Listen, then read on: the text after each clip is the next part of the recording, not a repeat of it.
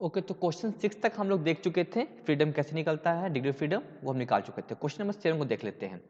Question क्या है, the differential of the Gibbs function G for the simple compressible systems can be represented. ये तो हमारा एक क्वेश्चन पहले दे चुका है। Using the appropriate Maxwell relations derived from the above equations, मतलब जो मैक्सवेल का जो 4 इक्वेशन होता है उसमें से एक इक्वेशन जो होता है इसी इक्वेशन से निकाला जाता है। सवाल ये है कि द क्वांटिटी जो है मैं ये टर्म किसी आइडियल गैस के लिए क्या होगा। तो क्योंकि हमारा इक्वेशन निकला हुआ है तो थर्मोडायनेमिक रिलेशंस ये हम कैलकुलेट देखे भी हैं कैसे निकाला जाता है। ओके तो हम ज़्यादा डिटेल में इसमें नहीं जाएंगे। हम डायरेक्ट हम इसका इक्वेशन जो वो लिख देते हैं। इसका इक्वेशन जो होगा मेरा जो मैक्सवेल का वो होगा dv by D T constant pressure equal to minus just I M and D S by del P constant temperature. तो ये मैक्सवेल का इक्वेशन जो है हमारा होता है चौथा इक्वेशन जो निकल जाता है। अब हम जब पुट कर लेते हैं ये कैलकुलेट करना मुझे है तो dv by D T for the ideal gas तो pv is equal to R T. Okay तो जस्ट पुट कर देते हैं तो v को यहाँ पे डिफरेंशिएट किया गया v को t के रिस्पेक्ट में तो v equal to R T by P. Okay तो इस चीज को यहाँ पे पुट कर देते हैं तो क्या निकलता है देख लेते हैं d del by T and put R T by P. तो टी के साथ निकाला तो टी तो यहाँ पे तो खत्म हो जाएगा क्योंकि बचा क्या मेरा आर बाई टी। तो option 2 is correct. Question number 8। Question number 8 क्या कह रहा है कि एक कार्नोट इंजन है जो रिसीव करता है Q1। तो Q1 जो मेरा रिसीव कर रहा है QR equal to 2000 kilo joule. Heat from the source, source है 12, बहुत इजी क्वेश्चन है। टेम्परेचर ऑफ रिसीवर लिख देते हैं यहाँ पे है जो रिसीव कर रहा है वो हो गया मेरा 1200 केल्विन। रिजेक्ट जो है वो इतना किलो जूल करा तो क्यू रिजेक्ट यहाँ पे REC कर देते हैं रिजेक्ट। Okay 500 kilo joule. तो what is the temperature of the sink temperature. तो सिंक टेम्परेचर का वैल्यू क्या होगा। तो बहुत यहाँ पे देखो सबसे जो हम इंजन का एक फिगर बना देते हैं। ओके ये हो गया टी यहाँ पे मतलब टी रिजेक्ट जो रिसीव कर रहा है यहाँ पे टी रिजेक्ट टी सिंक कर देते हैं। तो ये हो गया Q1 ईट। बहुत इजी क्वेश्चन से ज़्यादा टफ क्वेश्चन नहीं है। तो कैसे निकालेंगे इसमें मेरे पास दो इक्वेशन होता है। एक तो इक्वेशन होता है कि पेज को इधर बड़ा कर देते हैं। पेज को बड़ा कर दिए। ओके तो यहाँ पे एक इक्वेशन हो कि एफिशिएंसी का देख लेते हैं। एफिशिएंसी तो एफिशिएंसी होता है total work to input heat.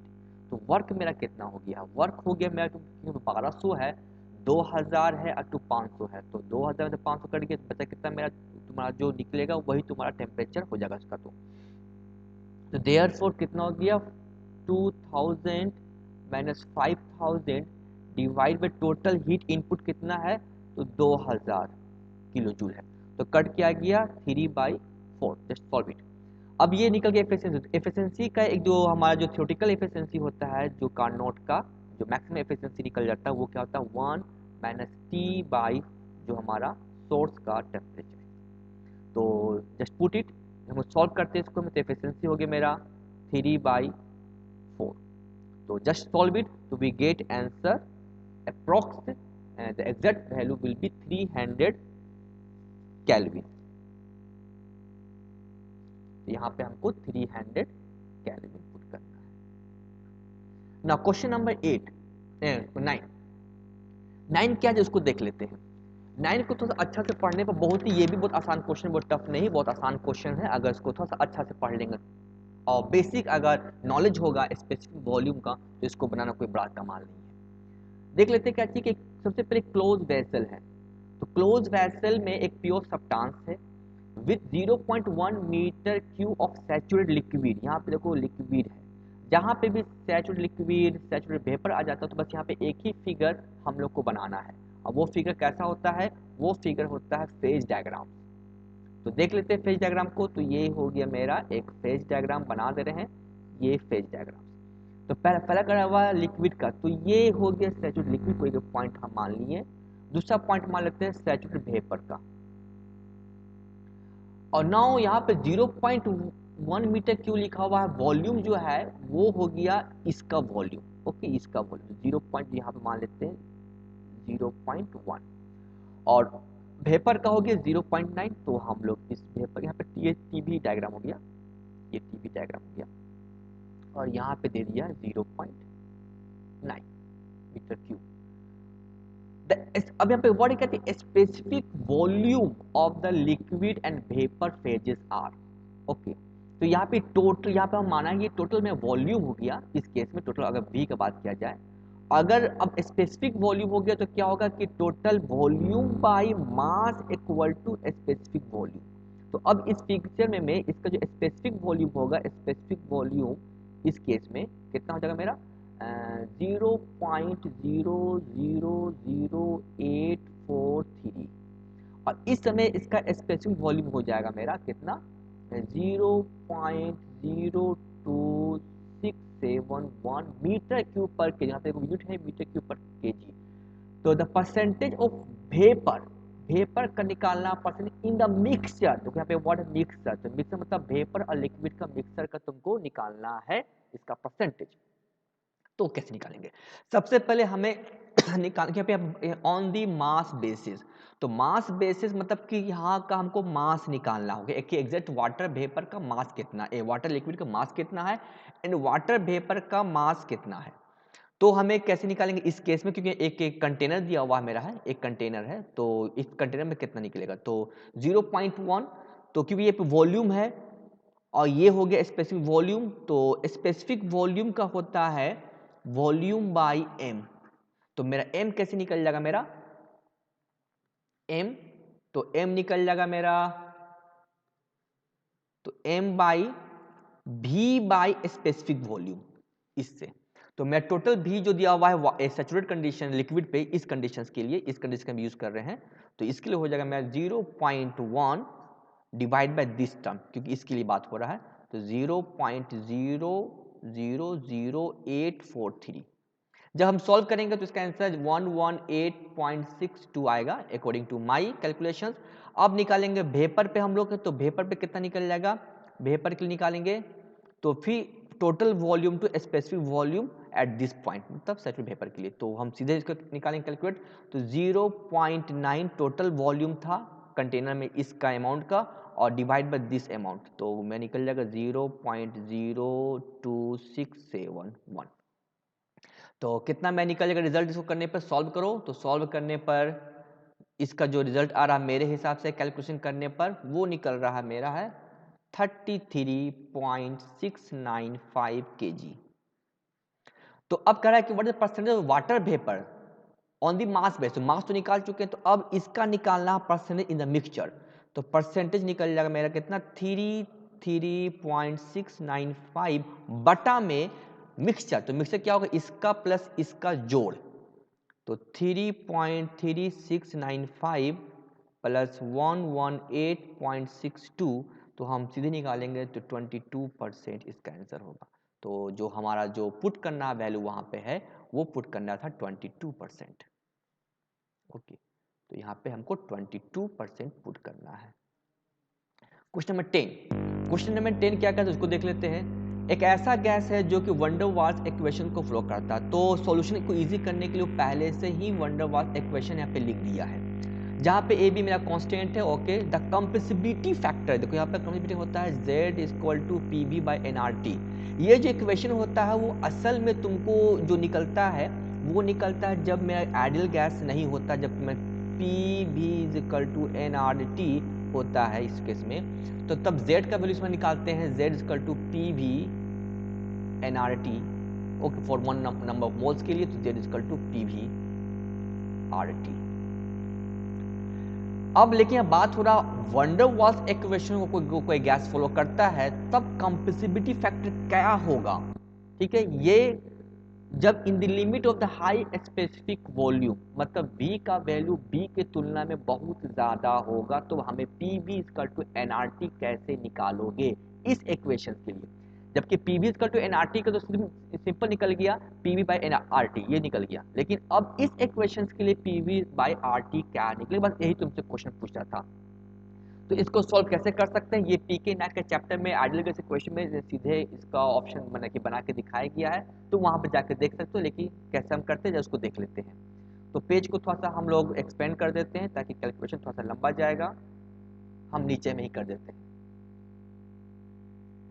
तो सबसे पहले हमारा जो इक्वेशन केस वो क्या है, okay, P by A B square, okay, and B minus B equal to R T. यहां से बी को बाहर निकाल दो, ओके, बी को यहां से बाहर निकाल दो, तो क्या बचेगा मेरा, बी को बाहर के यहां से मल्टीप्लाई कर दो, तो P V plus A V and 1 minus B by B, क्योंकि हमको एक्चुअली में दिया हुआ है b is large than b, this value is given, sorry b is greater than b, तो b का वैल्यू बहुत बड़ा है, इक्वल टू आर टी। अब यहाँ पे इस टर्म को निकाल दो बाहर, P V plus A by V equal to R T by 1 minus B by V, okay.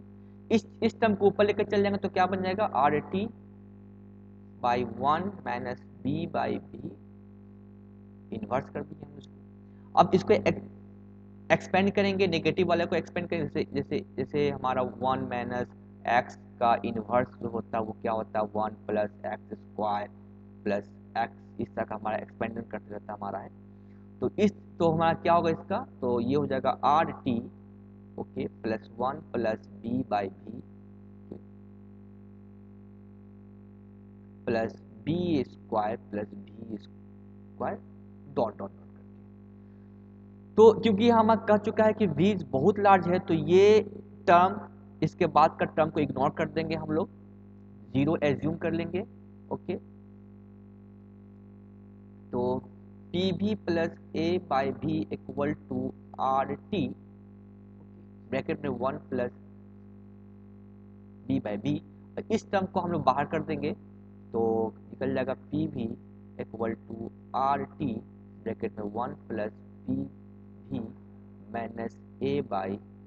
अब इस आर टी को इधर लेकर चल जाओ, तो क्या निकल जाएगा, P V R T equal to, this is my final result, okay, 1 plus P V minus 1 by B, क्योंकि हम आर टी डिवाइड किए हैं तो आर टी बी।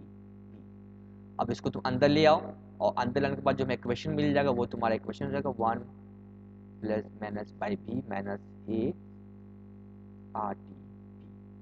अब इसको जब सिंप्लीफाई कर देंगे तो जो मेरा रिजल्ट होगा,